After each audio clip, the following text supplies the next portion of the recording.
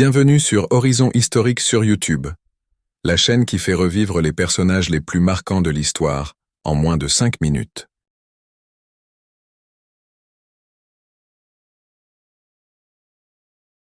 Aristote, l'un des plus grands penseurs de l'Antiquité, est né en 384 avant Jésus-Christ à Stagire, une petite ville de la Macédoine, au nord de la Grèce. Fils de Nicomaque, médecin de la cour du roi d'Épire, et de Phaestis, Aristote fut élevé dans un environnement scientifique et intellectuel. C'est peut-être grâce à cette atmosphère de curiosité et de questionnement que ses premières réflexions sur la nature et le monde ont pris forme. À l'âge de 17 ans, Aristote quitte sa ville natale pour Athènes, où il devient élève de Platon à l'Académie. Pendant 20 ans, il s'imprègne des enseignements de son maître, mais au fur et à mesure, il développe ses propres idées, souvent en opposition avec celles de Platon.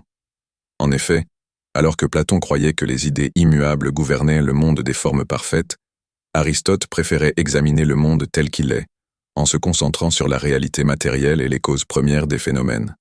Ses idées sur la logique, la biologie, la physique, la politique et l'éthique ont laissé une empreinte indélébile sur la pensée occidentale.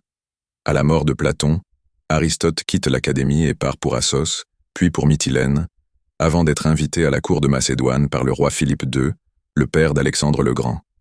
C'est à cette époque qu'il devient le précepteur du jeune Alexandre, un rôle qu'il assume pendant plusieurs années.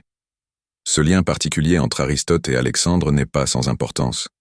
Bien que leurs voies se soient séparées par la suite, cet enseignement a sans doute eu une influence sur la manière dont Alexandre gouverna son empire, notamment en matière de culture et de philosophie.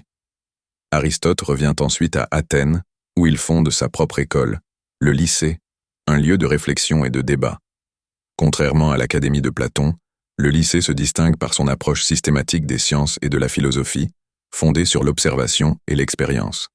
Il y passe le reste de sa vie, produisant une œuvre gigantesque qui couvre tous les domaines de la pensée, de la métaphysique à la politique, en passant par la logique, la biologie, la rhétorique et l'éthique. Parmi ses travaux les plus célèbres, la métaphysique est sans doute l'un des plus marquants. Aristote y explore la notion d'être en soi, et il y introduit la célèbre distinction entre acte et puissance, un concept fondamental dans la philosophie occidentale. Mais c'est dans ces organons qu'il formalise la logique en développant un système d'argumentation et de raisonnement appelé syllogisme, qui reste la base de la logique formelle à ce jour. En biologie, Aristote adopte une approche empirique et méthodique. Il a observé et classé de nombreuses espèces animales et a ainsi jeté les bases de la zoologie moderne. Il a aussi formulé des théories sur la reproduction, la croissance et le développement des êtres vivants, bien avant que la science ne puisse en fournir la confirmation expérimentale. Bien qu'aucune de ces théories biologiques n'ait survécu dans leur forme originale, son approche de l'étude des phénomènes naturels est restée influente pendant plus de 2000 ans. Le plus grand héritage d'Aristote demeure peut-être ses idées sur la politique et l'éthique. Dans sa politique, il analyse différents types de gouvernement et les relations entre les citoyens. Il conclut que la meilleure forme de gouvernement est celle qui cherche à atteindre le bien-être de tous, et il met en lumière les dangers des formes extrêmes de la démocratie et de la tyrannie. En éthique, dans son ouvrage Éthique à Nicomaque, il présente la notion de vertu comme un juste milieu entre les excès, un concept qui a influencé des générations de penseurs. Selon Aristote, vivre une vie vertueuse mène à l'eudémonia, ce que l'on pourrait traduire par le bonheur ou l'accomplissement personnel. Aristote se distingue aussi par sa capacité à comprendre le monde, non seulement sous l'angle des idées abstraites, mais aussi en tenant compte de la réalité concrète et de l'expérience humaine. Il disait « L'homme est un animal politique », selon la traduction latine de politique, soulignant que la nature humaine est profondément ancrée dans la société et que la politique joue un rôle central dans la vie humaine. Il mourut en 322 avant Jésus-Christ à Chalcis, une ville située sur l'île d'Eubée.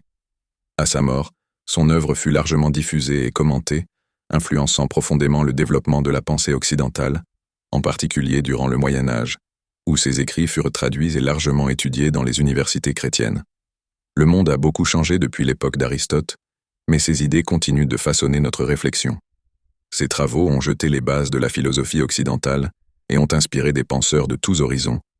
Il a apporté une rigueur intellectuelle qui a permis aux générations futures d'aborder la pensée de manière systématique et critique. Aristote nous enseigne que la sagesse et la compréhension ne peuvent venir que par l'observation, l'analyse et l'harmonie entre la théorie et la pratique. À travers les siècles, Aristote a toujours suscité de nombreux débats et interrogations. Mais l'héritage qu'il a laissé est immense. Comme il le disait si bien, le plaisir dans le travail met la perfection dans le travail. Ces idées, qui nous poussent à observer, questionner et chercher la vérité, restent un guide précieux dans notre quête de sens et de compréhension du monde qui nous entoure. Tu veux encore plus d'histoires incroyables? Alors like la vidéo et abonne-toi pour ne rien rater.